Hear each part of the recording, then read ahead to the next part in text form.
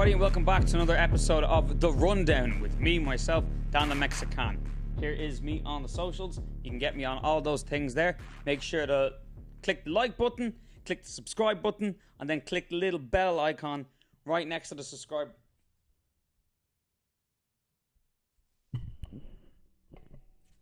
Thanks. Right next to the subscribe button, and you'll be alerted for my videos whenever I post a video up, which could be regularly or a fuck long wait until the next one. It depends on how I physically am.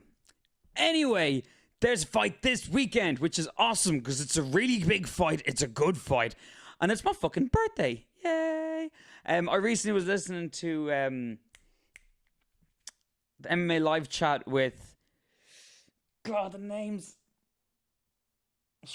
Is it Sean El Shadi and Mark Ramundi? I think so.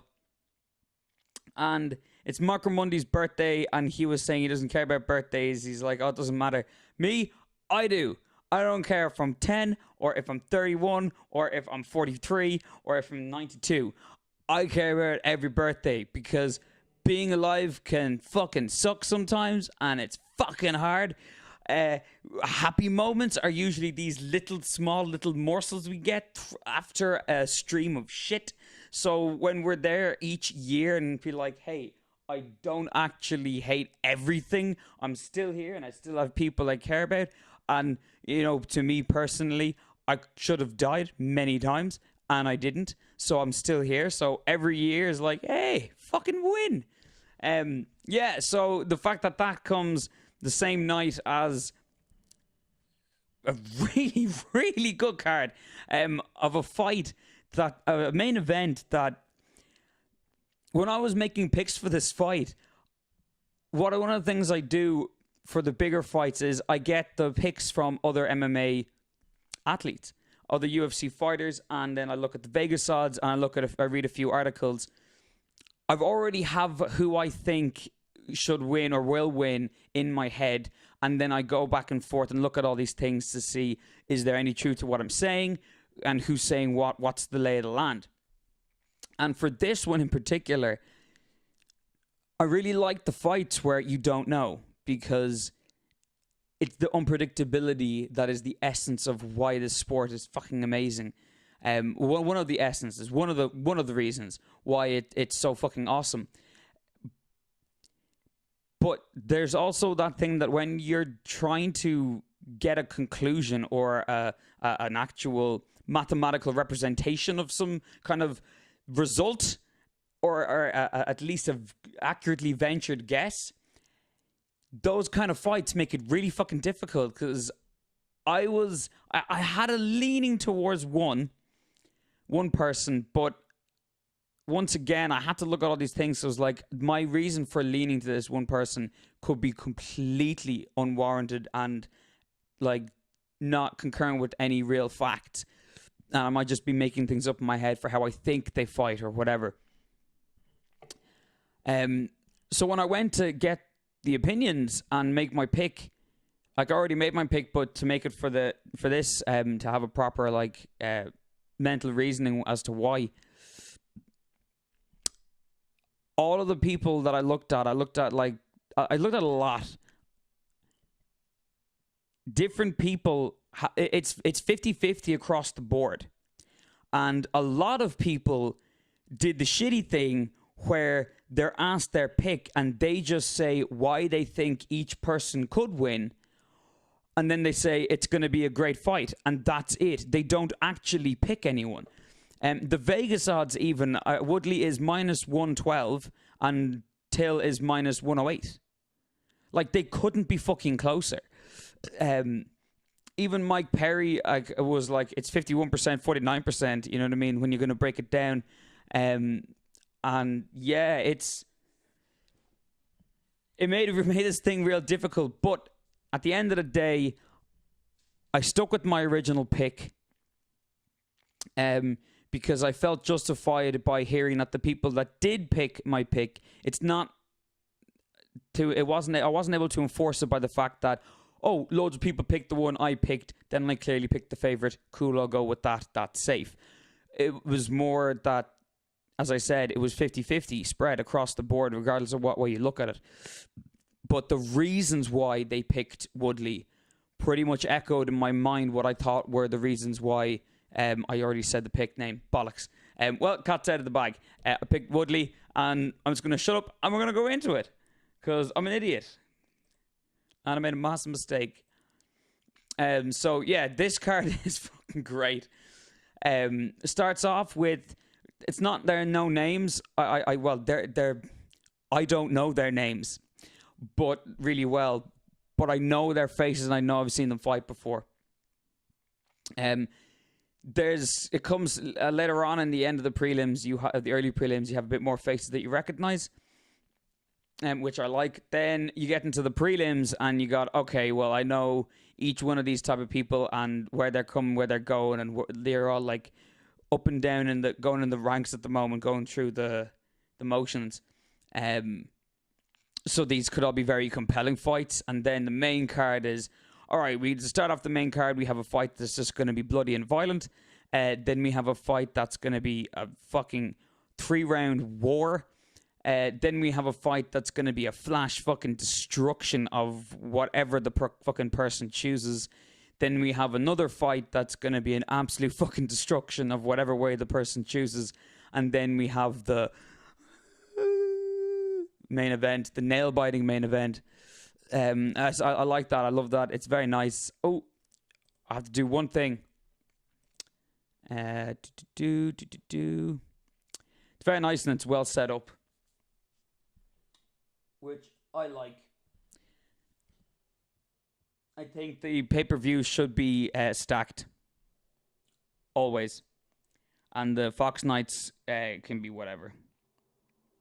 Just don't give me a Fox night with the main card that's great, or with the main event that's great, and the rest pieces of shit. Give it a good mix-up, a smorgasbord. But save the big fuck-off motherfucker, like, giant, like, names, and just stack them in the pay-per-views. So, boom, boom, boom, boom. Okay, now let me get here. Okay, here we go. So, Jared Brooks versus Robert Sanchez.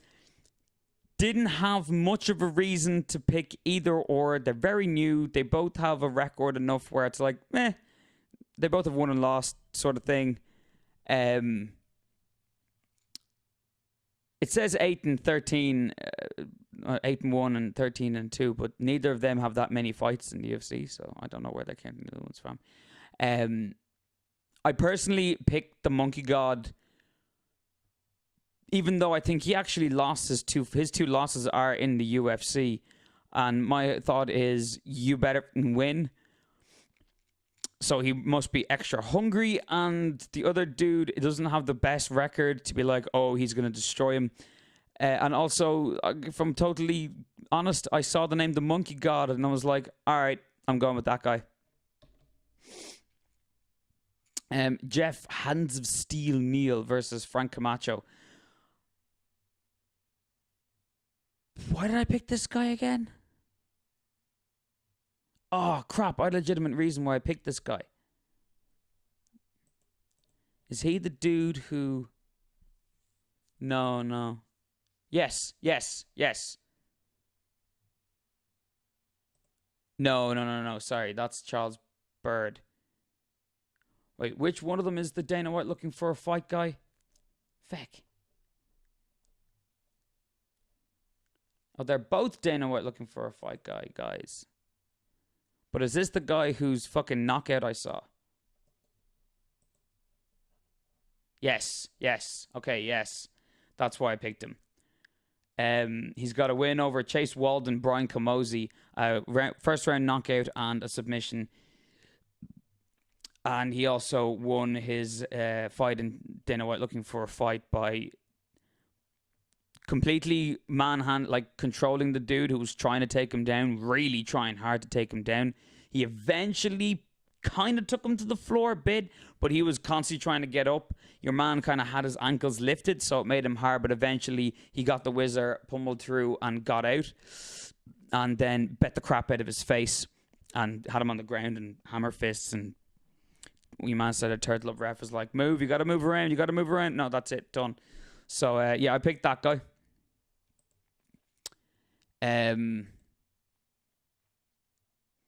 I just feel that he, an up-and-comer like that with that kind of a trajectory behind him is going to do better. Plus, there's something to be said for some of the people who've come from the Tuesday Night Contender Series. They seem to be able to kind of drop into the UFC a bit smoother than some of the average tough members. Especially more in the recent years, the original years, you had some motherfuckers. Irene Aldana versus Lucy Pudilova.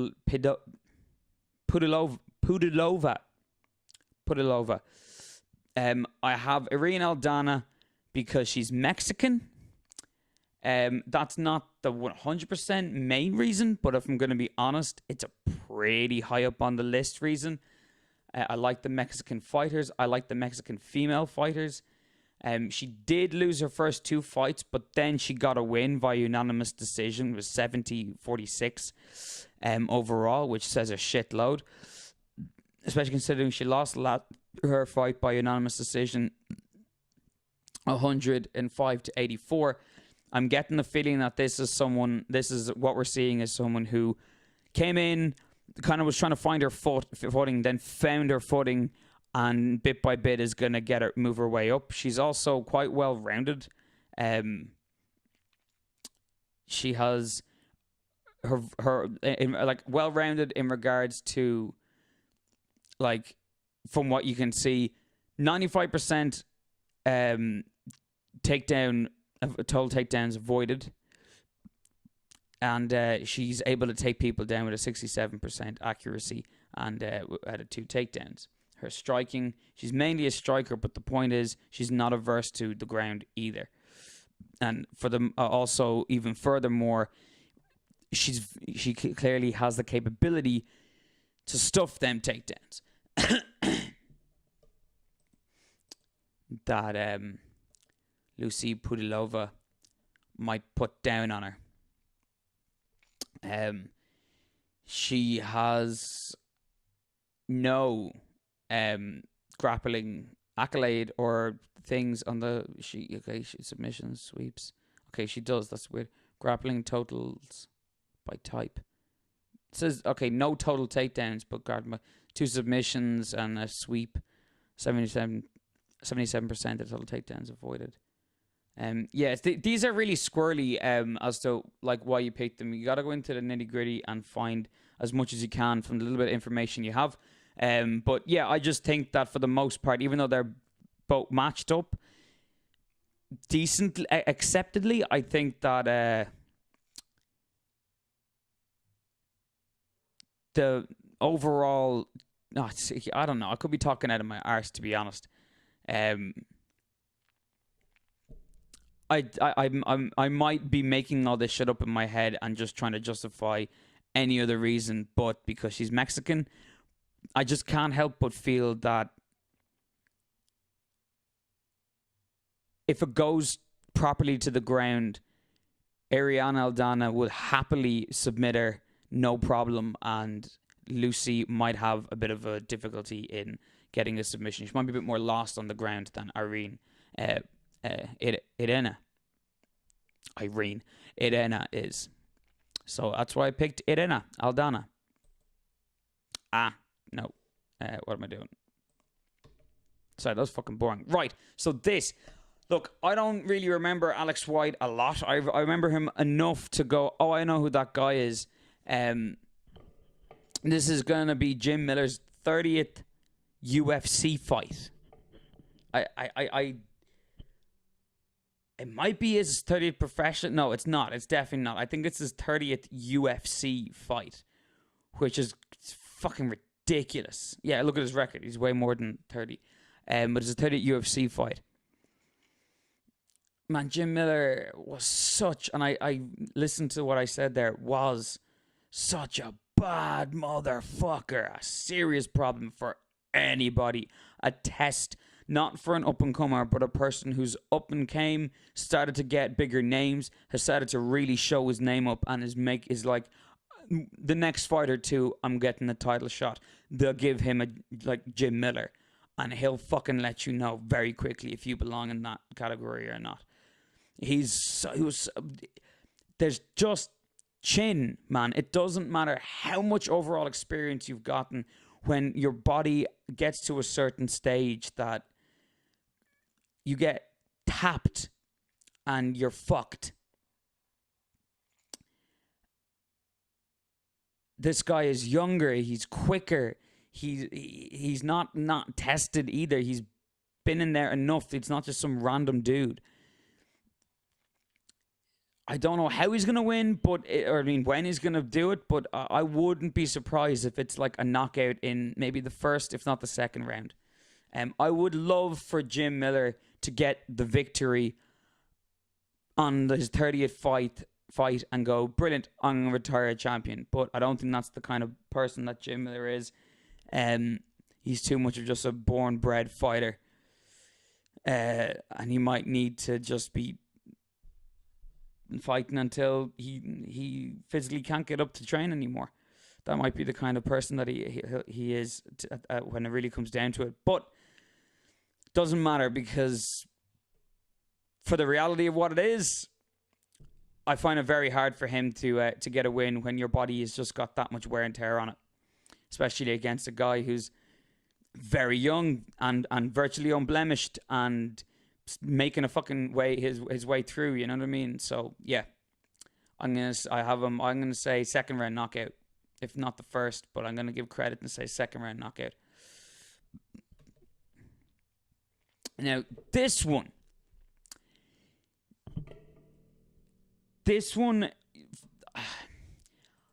Diego got to a place where I would just automatically pick him to lose, because his record isn't exactly amazing anyway.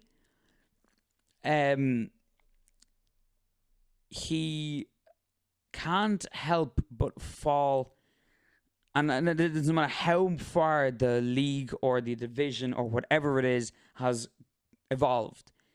He can't seem to help himself the majority of the time to get in this place where his feet are planted, and the only thing that moves his hips left to right is he rotates his torso left to right, hands stuck, and just goes like this. And what's worse is he looks down while he's doing it. So he's not even looking, and he has his eyes closed. He can't actually even see half the time, and he's just going like this. So while he's doing that and swinging, the other person's just bang, bang, bang, bang, bang, bang. And it's like, what are you doing, man? But when you look, like, it's, I mean, I know he's lost a lot recently, but Jesus, he won. He beat Jim Miller. You know what I mean? He beat Jim Miller in a unanimous decision. He lost to Joe Lozon, first round KO. He beat Marcin Held, unanimous decision. He lost to Al Iaquinta. He lost to Matt Brown, first round KO. Jesus Christ. I think I just started to feel bad that I keep picking against Diego, and he's such an awesome dude. And do you know what it is? We recently watched a fight with Sanchez, and he bit the shit out of someone. Lamb came over, and we were just watching some old school fights. And UFC, no, it was way before that. Wait, Lesnar Velasquez there. Paulo Thiago, yeah, unanimous decision, fight of the night. It was a fucking great fight. And that kind of rekindled my, like, Diego, and then the Nightmare Sanchez, you know. And then when I saw over the time he became the Dream Sanchez, then he just became Diego Sanchez. And then in this fight, I saw he's back to using the Nightmare. And then with this whole thing with Cerrone and AKA and all, not AKA, Jackson Wink, he like wants to come out and prove that they really are a fucking awesome camp. And Alex White is so fucking young. I think Diego will be super fucking offended and pissed if he allowed that kind of win. So my whole mind is creating this idea where he's just that bit more careful, cautious, and studious and patient, and like what's the word? Precise with his shots, that he gets the win, or he just gets him in a submission or some shit. I don't know, but I'm picking Diego Sanchez because yes, the nightmare. That's why I'm picking him. Charles Bird. So I saw his name was like Kid Dynamite. I'm picking that guy. And then I looked at he's the Vegas odd favorite, and he did well on dinner. We're looking for a fight as well, and all this shit. So yeah, I was like, Grant, not happy enough with that. I don't know either of them enough to go into it. So when I see something like that, and then it's back to by 2 or 3 other things that are like, yep, this isn't a bad pick if you just want to pick him. Like, great, Kid Dynamite. One thing though, problem with the name when you have your name Kid or Young or Boy, because you become a man and you do get a lot older, and then you're still Kid, and it's like, what are you doing? Like Brian the Kid Lightning Caraway. It's like, dude, you're like in your near 40s now. You're not a kid. Jimmy Rivera versus John Dodson. Funny that I just saw John Dodson on a recent video, and he actually looked quite fresh. Quite like not overcompensating or like, hey, I'm still here, I'm Dodson. But like very much, yeah, just cool and stuff. He has his hair grown out. It actually suits him really well.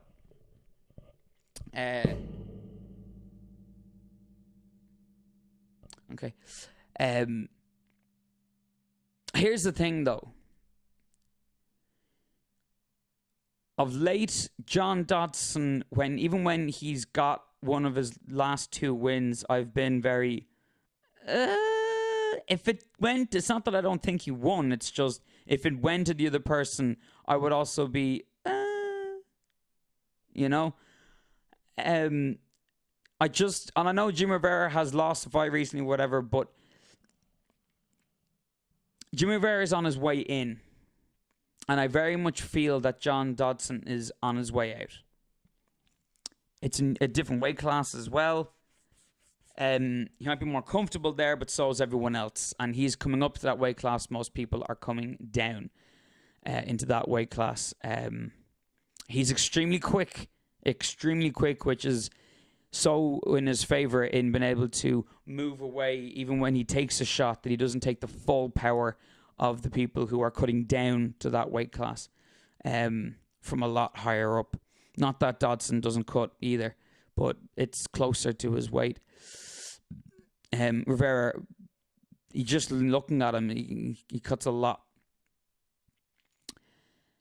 I have him by decision, if not possibly knockout, but I think it's very hard to knock each other out in that, and they don't have, I think, any knockout really in their overall career. I think Dodson might have won. I'm not sure, but it was in a different weight class. I don't think Rivera, I'm just going to check, but I'm pretty sure he has no knockouts in his career. So it's going to be a 3-round decision. No, he's got 1 knockout of Marcus Brimage. And let's see if John Dodson has a knockout. Oh, okay. Well, obviously, yeah. He knocked out TJ Dillashaw and won the Ultimate Fighter. He knocked out Hussier Omega. He knocked out Daryl Montague. He knocked out Manny Gambirian. Jesus. Well, I was fucking wrong. There's egg on my face. Right. Still, on the way out, on the way in, my whole point was about it. The reason why I'm picking decision is, for the most part, Jimmy Rivera doesn't really knock people out. And once again, John Dodson's super quick, that he can even move away, when well and roll with the punches, as they say. He also can move just out of angle just enough to not take the full brunt of the hit. But still, I think Jimmy Rivera takes him by decision. John Dodson isn't known to be amazing off his back, and if he can't get you in a submission, he's pretty much just kind of stuck, unless he can explode or burst out or something, or reverse, like use his nimbleness and his quickness to get out like a squirrel. Jimmy Rivera by decision. Aljamain Sterling versus Cody Stamann. I think this is something that Cody Stamann can get one of those oh shit wins, but for the most part, everywhere where we've seen Cody being pretty good at or okay at, Aljamain Sterling is pretty decent, pretty much just better at. He's also got a lot more tools. He's awkward in his timing and his movement and his choice of how he moves in the octagon. It's just slightly off, and that's something that you got to be pretty fucking good to be able to train for and work around. So I see Aljamain being able to take this for himself. I don't think there's going to be a submission or a TKO. I'm gonna say Aljamain by decision.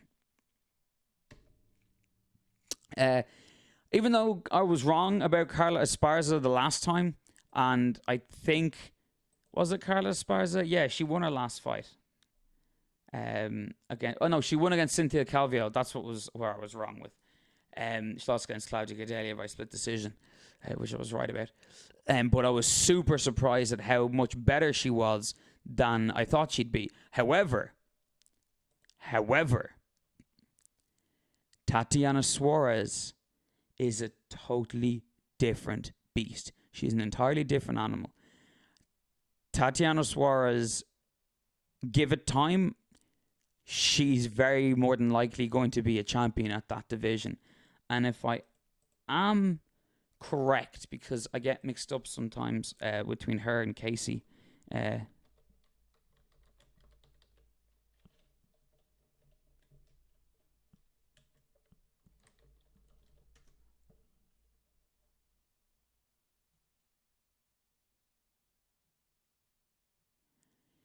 Yes, it was Tatiana Suarez. So most people who are fighters in MMA themselves, most people who are fighters in anything, most people who are athletes will say that mental is huge. And when it comes to fighting, instead of it being, 50-50 or 40, 60-40 mental, whatever, with fighting, it can be sometimes 60 to 70% mental. And depending on where you are in the overall scheme of things, depending on who you are as a person, it can sometimes be 90%, the whole thing. Like you have everything. You've all the skills, you've all the experience, but there's just something about your mind where if it's not properly keyed in, you just can't switch it on right. I think Cowboy isn't an extreme example of that, but he's definitely on the wavering, the further to the right of standard. When it comes to the mind being very much more, because Cowboy can do everything.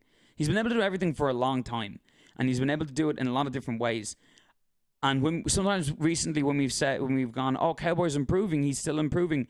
I don't believe that he's showing us stuff he wasn't able to physically perform before. I think he's showing us stuff that because of his mental fortitude and ability to get better with the mental game and with his thoughts in his head and get into the more right frame of mind he needs to be for fights, he then is able to explore and unleash the higher level of set of skills that he has. When you have someone who already shows that they have pretty decent standard basic skills, that they're not caught unawares by anything. And if they get you in a position, they pretty much got you. Like they're able to go 1, 2, 3, done.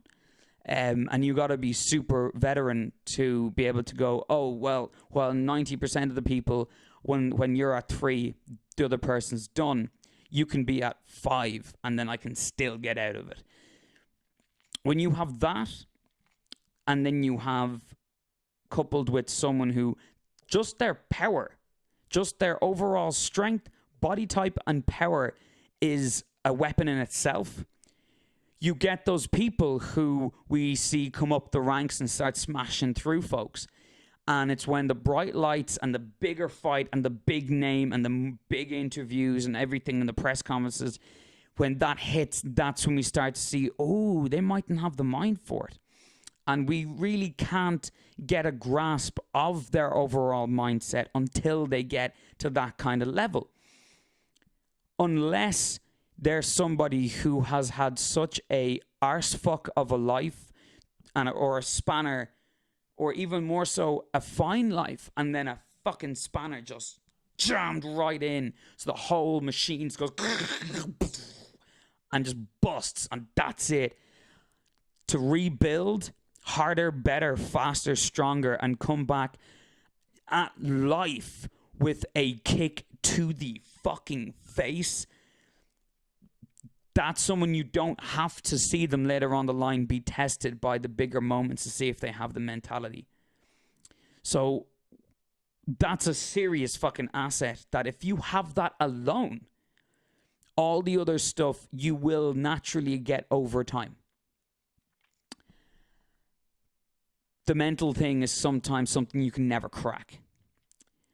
So we have a person whose natural power and physicality is just a weapon.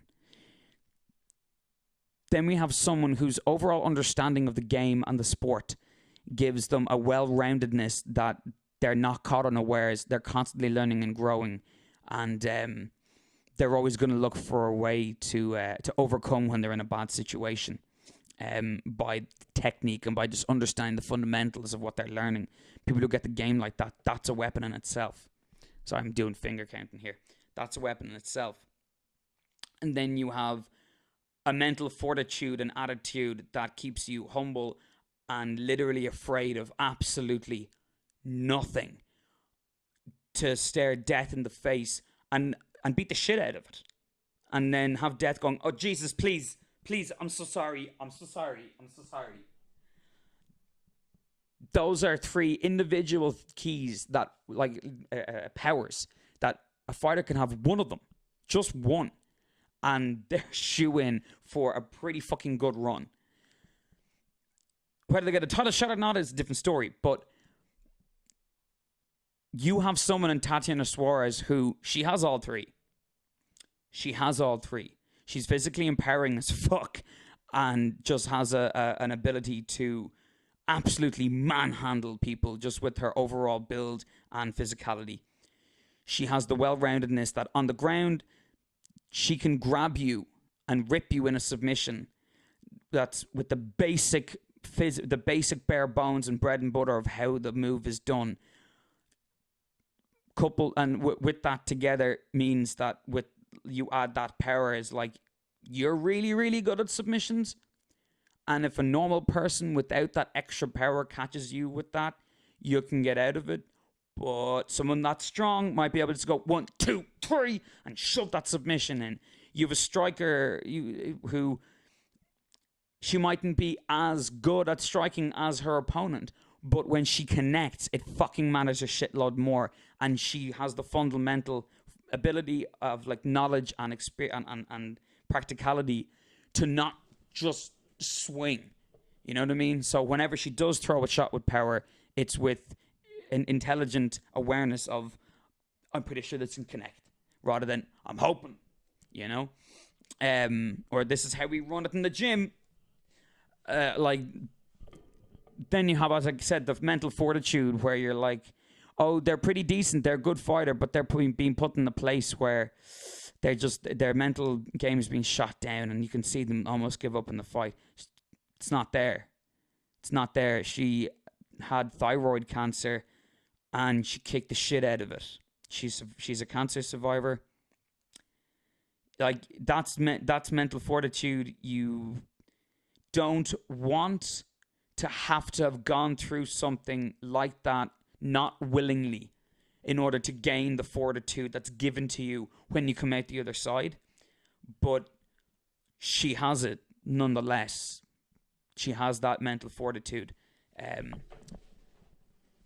God bless Carla Esparza, but she's gonna get fucked like a rabbit against a fox, man. Like, just fucked. Just proper fucked. I'm so sorry, Carla. I'm so sorry. But the UFC should not have made this match. I know that's mean, but I'm not here to be nice. I'm here to just say what I see. Just say what you see. What's Mr. Chips doing? Mr. Chips is smashing the shit out of the other one. In this scenario, Mr. Chips is Tatiana Suarez. There was a game called Catchphrase where they'd have these weird, really shit animations with a character called Mr. Chips, because he looked like a chip, a potato fry, and he would be doing an action with like an emoji and something else. So you have to try and work out what's the catchphrase they're saying, like, oh, water off a duck's back, or two birds with one stone kind of shit. And the guy who hosted it, he was from the north of Ireland, and he used to say things like, say what you see, go on, look at the TV there, and say to me what you see. What is Mr. Chips doing? But he would say, doing. What's Mr. Chips doing? Which is, what is Mr. Chips doing?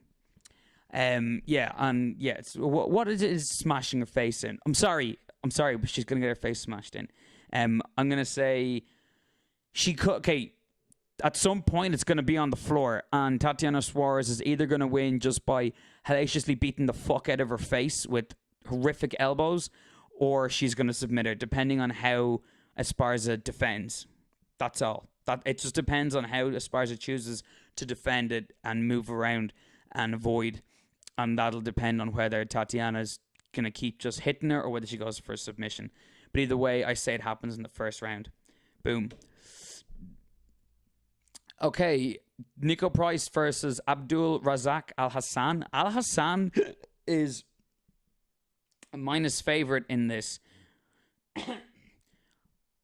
I see why, but I don't think it's going to matter. He gets gassed out very quick. He's a heavy hitter. He's won all his fights by KO, and he's just looking for that first round knockout. That's what he's looking for at the moment. That's his plan. That's his mission. If it's not broke, don't fix it. Nico Price is someone who takes a bit to start, so he's not going to be blowing his wad. Because he takes a bit to start, he's able to monitor and he's paying attention to the fighter who's in front of him a bit more. The moment during that early part of the fight is when, if Al Hassan does connect, you never know. But it's not like Nico has a fresh chin or has a damaged chin. It's pretty fresh-ish for the most part. He can take a shot. And he's got power too, man. If anyone remembers or doesn't remember who Nico Price is, he's the guy who got some dude, I can't remember who it was, in a triangle and then knocked him out by hammer fisting him from the bottom while he was in, like, it wasn't even a triangle. It was like a weird situation where he was being subbed or something, and then he ended up maneuvering around to catch the guy where he had locked his face between both of Nico's legs, like here and here, and then Nico was, because he had him against the cage, and then Nico was just hammer fisting him like from the bottom and knocked him out, like knocked him clean out. The head just like that, like it was fucking insane to watch. Overall experience, Nico's a lot more well-rounded. He has a lot more ways to win. And Nico is a dude that as the fight goes on, he starts to really find his groove. He starts to pick it up and he starts to light people the fuck up. He's not averse to being on the ground. He can submit the fuck out of you if he needs to. Al Hassan has seen to get a bit gassed in the leg, to start to slow down if he misses these wings. He doesn't really, but you can tell when he gets that clip, he's like, oh, if that went for the rest of the round, didn't get that clip, he would have been knackered the next round. So for the most part, because it's fighting, anything can happen, but I'm going with Nico Price by... I'm going to say decision. If not, TKO at the end of the third, near the end of the third round, but probably decision. I'm sorry, submission at the end of the third round, but probably decision. Karolina Kowalkiewicz versus Jessica Andrade. Jessica Andrade is the favorite. Once again, I see why she's the favorite, but neither fighter is known to be a ground fighter. People think because Andrade is Brazilian, myself included, I did at the beginning, that she's all about submissions. And then I started watching her shit and was like, oh no, she's about taking your fucking head off. She's actually lost by submission before. I think she won by a submission, but she's also lost by 1 or 2 submissions. Karolina Kowalkiewicz has like 3 or 4 submission wins in the UFC, as well as like knockouts and TKOs and decisions. She's found victory a lot more ways. She's super difficult to take down. Something that Andrade might like to do is get in close, throw people to the floor, and then hammer fist and like get on top of them. But Karolina has very, very good takedown defense. Very good takedown defense. Like 87% is fucking high. She's by far a more accurate striker, a more precise striker with a lot more weapons she can choose to use. She is very good at dealing with keeping people at range.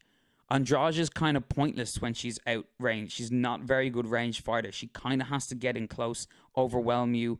She's really, really good at the Vitor Belfort blitz to like kind of back you up. And it's when you're backed up and you get close to the cage, that's when she can really start to fuck you up. And if you're able to cover too much of the cage, that's when she'll try to pull you to the floor and just smash your face in. But I think Karolina's got good enough experience in dealing with fighters like that, and we've seen her being able to keep people out of range. She has wins over people like Rose Namajunas, for fuck's sake. I can see why Andrade could win, but if I'm picking, I think the odds are more likely in the favor of Karolina Kowalkiewicz, despite the Vegas odds and most people's that I've seen, at least the odds are favoring Andrade. People just are hoping for the big knockout, but Karolina can take a hit as well. Like, her little lovely angelic face makes you think like she can't take a hit. She can take a fucking hit. Zabit Magomed Sharipov has had a haircut, and his beard is even like trimmed in, softer. Look, Brandon Davis is good. Not happy with Killer B. Don't like the fact that a fighter is an adult human and they can look and just simply see what are the nicknames that are used. Oh, turns out Ben Saunders, who's still in the UFC and fought like if not this year, like the end of last year, like recently, is Killer B. You're not allowed to use that name. Like, there are a good few spiders. There's Hands of Stone. I've seen a few of them, although Sam Stout's out now. Hands of Steel, whatever. You can't have Killer B. It's already in use. Doesn't even just because a guy isn't massively famous doesn't mean you can use it. You wouldn't use Notorious. Do you know what I mean? And if I was John Jones, I would change it to John Cocaine Jones. Just fuck you to everybody. Or King Cocaine. Instead of King Kunta, like King Cocaine. And then get on to Kendrick. Because you're John Jones. So you probably can get in touch with Kendrick and be like, yo, can you do a remix for me to walk out to and just call it King Cocaine, please?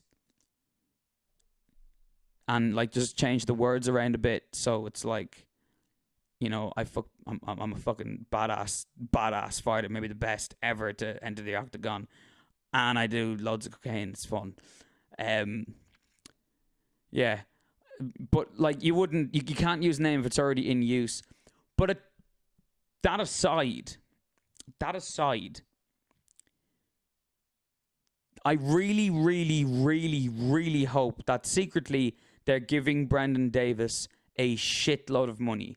That Brandon Davis has great lawyers and great management and great people and himself as well, savvy enough to go, hey man, you need a fight? We'll take this fight. But here's the thing. What are you paying Khabib? Cool. We want double. Because, let's be honest, Killer B, could you wait outside, please? Thanks. He's going to get fucking butt raped. So bad. It's going to be so violent.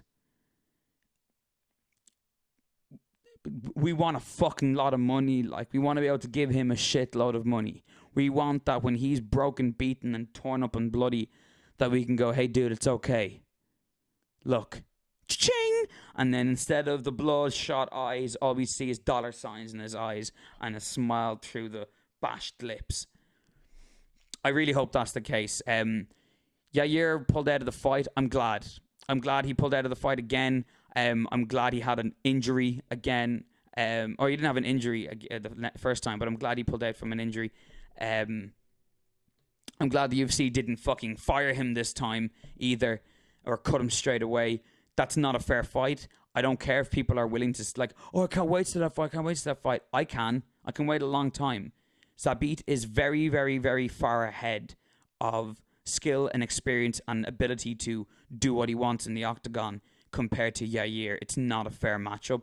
And even though the styles match really well, it won't be the fight you think it is. It'll be a one-sided ass whooping. I don't want to see that fight. I'd rather see Zabit fight much higher caliber people to get a really good test of how ridiculously fucking good this guy is. But yeah, I have him winning by whatever the fuck he wants. So probably knockout in the first round. Valentina Shevchenko. This is one of those things where, look, it is what it is. She's a champion. She beat Roxanne Modafferi.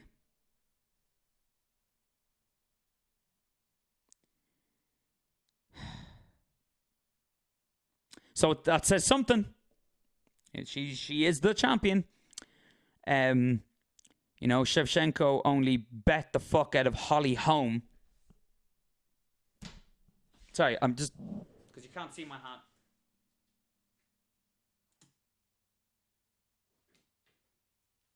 Pretty convinced myself that she beat Nunez. Like, I was watching that fight and I was like, oh my god, it's going to be a split decision towards Shevchenko. She won this. Holy shit. I think she won this, man. I actually think she fucking won this. Holy shit. You're watching the whole fight going, no way. And then Nunez went and you're like, oh, okay. What do I know? I'm just a dude. But yeah. And that was in a weight class that she was not comfortable with.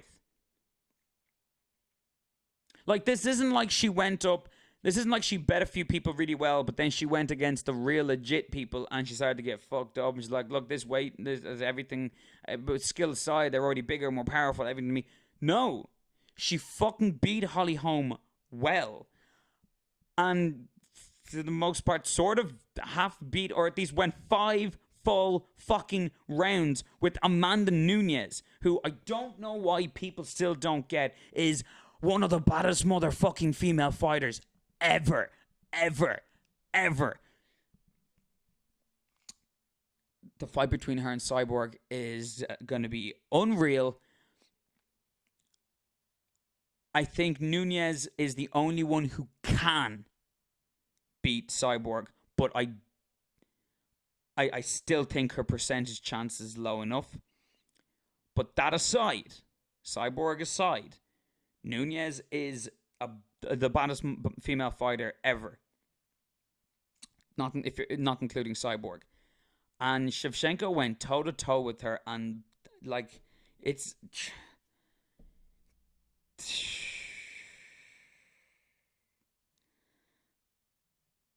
I was really happy to see Roxanne Modafferi in her fights in that house, because when I saw her in that house, I was like, oh, what are we doing here, man? Hold on 1 second. I'm gonna get a drink. I've got super cotton mouth.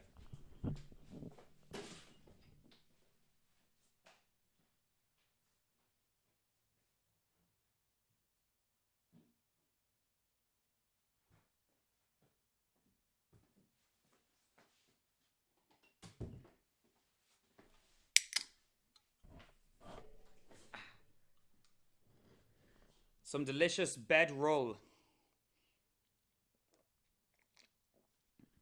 I don't know if I have to cover this shit up or not. Like, I don't know what the laws are with all that crap.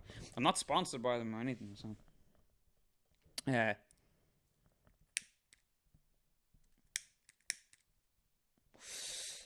He said liver transplants and he smokes cigarettes. Yes. Or do I? It's an illusion, allegedly. Allegedly. But yeah, when I saw her enter, I was like, okay, this is ridiculous. We've clearly seen her in this scenario before, and it's not good for her. She looks very bad. But then she comes out and starts fucking people up. I was really, really, really impressed. Like, really impressed with Roxanne. Really impressed. I don't give shit to that whole seed thing. Like, number 1 seed. She was number 14 seed. Seeds are made up by, like, just watching them have their fight into the fucking octagon. But by all likelihood of her accolades, she shouldn't have been the number 14, the bottom seed. Nico Montana shouldn't have been the bottom seed. But nevertheless, and Roxanne Modafferi, number 1 seed and all this. But I was really, really, really impressed. So when Montano won, I was like, hey, all right. We might have someone who could actually make a pretty decent climb of, like, you know, fending off contenders after contenders after contender.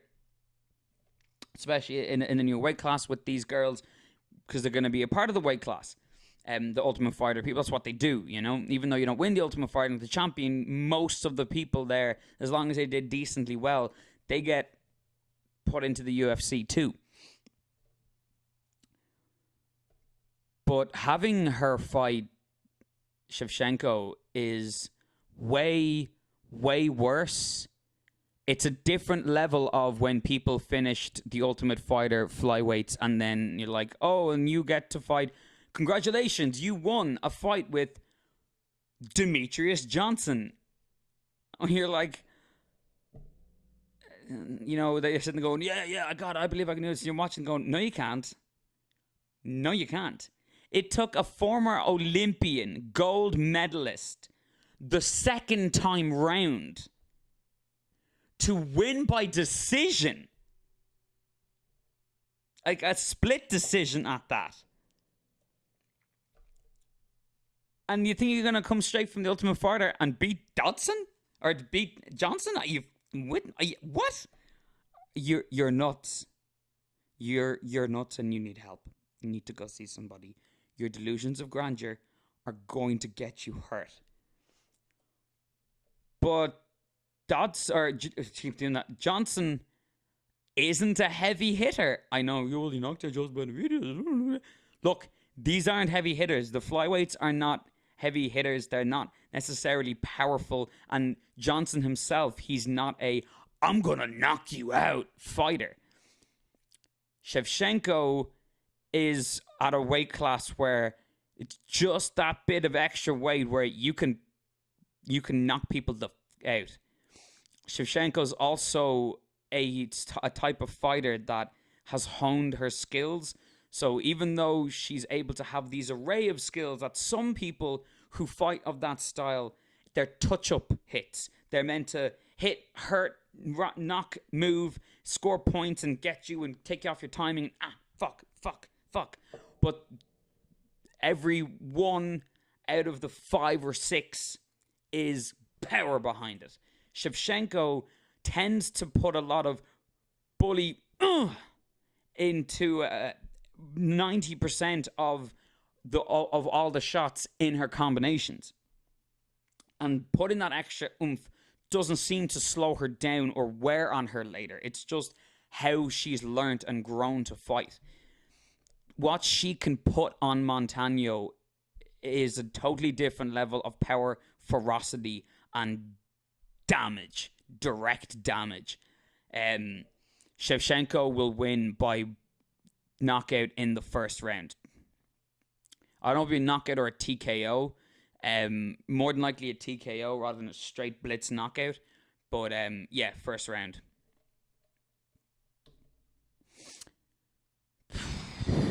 Okay.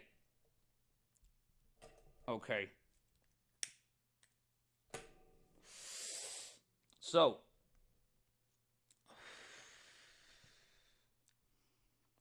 the way I see this is, skill-wise, you can go back and forth for ages as to how one person has this, one person has that. Well, one person does this, one person has that. Woodley's a great takedown fucking wrestler. Till has phenomenal takedown defense. He's also got quite big bones in each part of his frame, so he can really spread his base out when trying to stuff the takedown against a cage or some shit. You can say Tyrone has this level of pressure that will wear anybody out. And we saw Till get a bit, not gas, but slightly slow down in the later rounds. We actually haven't seen that from Woodley, in fairness. Not to the extent that people thought that they would. So you can go back you can say, Tyron Woodley has that haymaker, those haymakers and that Vitor Blitz. And like Darren Till has that more McGregor out in the distance, precision power shots that he likes to, flurry in onto. You could go on for fucking days. The way I see it is this. Oh yeah, you can also talk about the fact that Darren Till mightn't make weight, or how's that going to affect him. You can talk about the fact that in the PI Institute, when someone asked how his weight was, he said, it's shit. You can talk about the fact that Tyron Woodley's been, making movies and doing all this other stuff as well. So while he's been doing that, Till has been training. There's no definitive way you can weigh them out like that, where you can get a clear representation as to who has it. Where are my hands? I'm not sure what to do with my hands. As to who's in favor of. But so I've come to look at it from a totally different angle, and that is this. Tyrone is one of those champions who doesn't give a fuck about you. And I mean that in the sense that your entertainment value is second to him. It just is. Number one, always is to win the fight. Not to beat the crap out of the person, not to destroy the person, not to put the person in hospital, not to make the person want to retire, not to purposely sub them, not to knock them out. To win. To win the fight. That's it. And he will do it by any means necessary. No matter how boring, no matter how contrite, no matter how non-existent it seems that he is in the fight, whatever it is that he has to do so that he gets 1, 2, 3 clean hits and you don't get a clean hit on him for the rest of the fight, he's fine. He's fine. He doesn't care. He never will.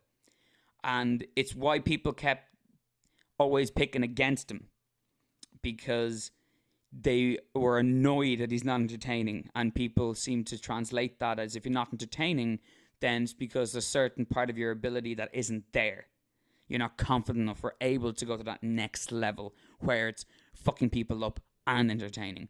But he could, when the risk was very low. But the risk now, financially, where he is in his place in life, there are a lot of things he's probably doing in his career that are going to be happening or done in the next year or so, that if he was to lose his belt, could put that in jeopardy. And these are things he's probably taken a long time to get to the place where he could set up, gingerly and carefully set it up, in the hopes that when it does, knowing that if it does go well, his further, way in the future is secured for him and for his family, to that next level of money and financial security. Losing the belt at the time like that is a really large way of people who can be very fickle. People are very fickle in Hollywood and in the industries and in business.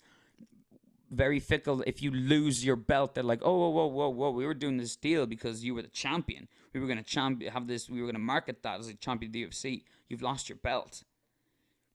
It's shallow as fuck, but you never know.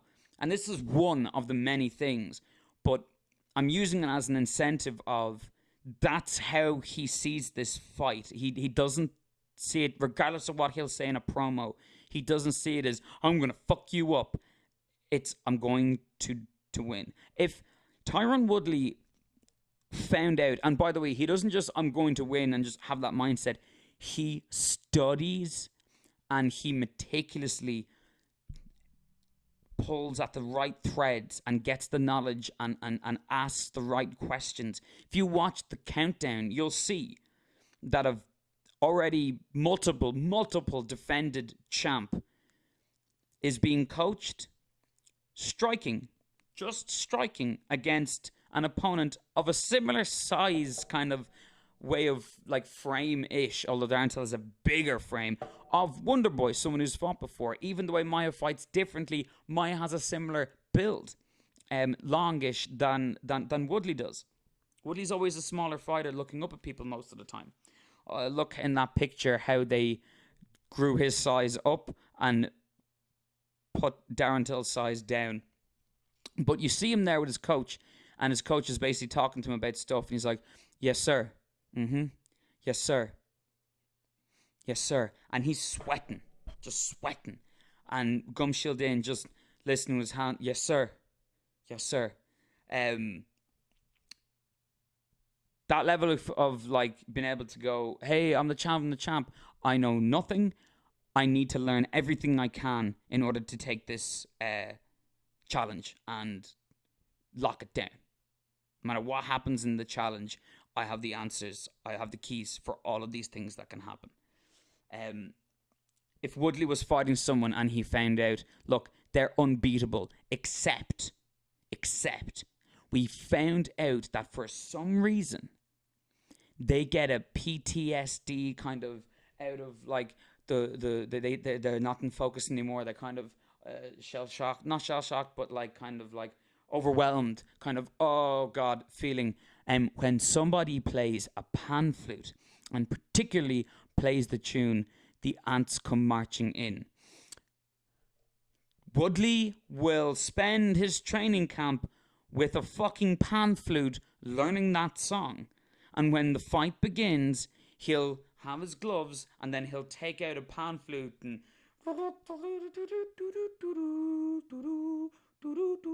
doesn't matter how stupid he looks, doesn't matter how ridiculous he looks, doesn't matter if you find out that the only way it does work is if he wears this mad ridiculous headdress and weird peacock colours jumper or whatever, Peruvian fruit band attire, whatever it is. If he knows very, very high mathematical probability that this will get the win for me, he will do that. So for that reason, I don't think he's been around long enough where he's an older lion yet. I think the next few fights, and I think maybe his fight with Darren Till could put him in a place where his next fight will start to show, ooh, he might be becoming the older lion. At the moment, he's still fresh. He's still fresh. I'm sorry. He does not take a lot of damage. He just doesn't. And he's not exactly like in his 40s. So, yeah, I think it's going to be extremely close. I think it's going to be a split decision, but I think it's going to be for Woodley. So there you have it, folks. That's me, and that's my picks for UFC 228, Woodley versus Till. This Saturday, 7th of September, or is it the 8th of September?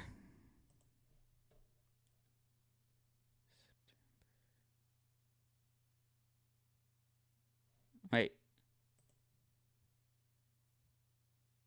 Yes, Saturday the 8th of September. Oh, so my birthday's... Okay. Okay, so that's not the day of my birthday. But nevertheless, it's like the weekend of. So, yay. Okay, so Ivan Don the Mexican. This has been The Rundown.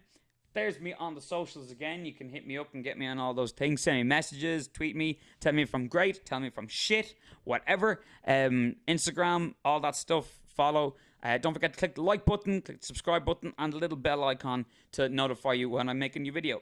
Thanks for listening, folks. I appreciate you. Peace.